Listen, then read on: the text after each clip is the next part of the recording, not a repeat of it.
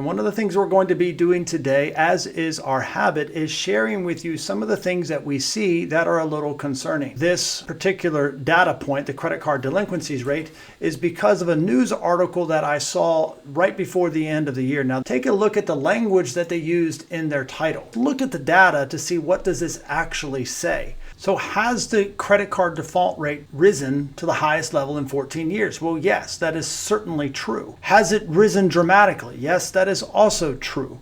But the way that they've phrased this leads us to believe that they're trying to raise some alarm bells. The 3.23%, that's the rate, and look at where that stands historically. So we have risen, this credit card default rate has risen to the bottom of where it used to be. So historically, in like 1994, the credit card default rate got down to that low. That was good news. And now we're back at that level, and they're arguing that it's bad news. Well, there's going to be some natural credit card delinquencies rate. So my point here is not to say that this is a massive concern, or I'm not trying to ignore that this is a concern. This is indeed a legitimate concern that credit card rates are indeed rising.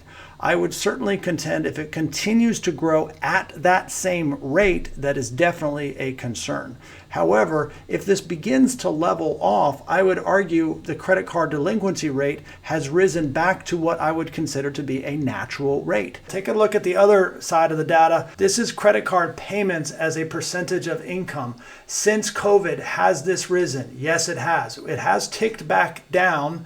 And again, if we look at that historically, I would argue this is relatively healthy. A concern if it keeps rising, but overall relatively healthy.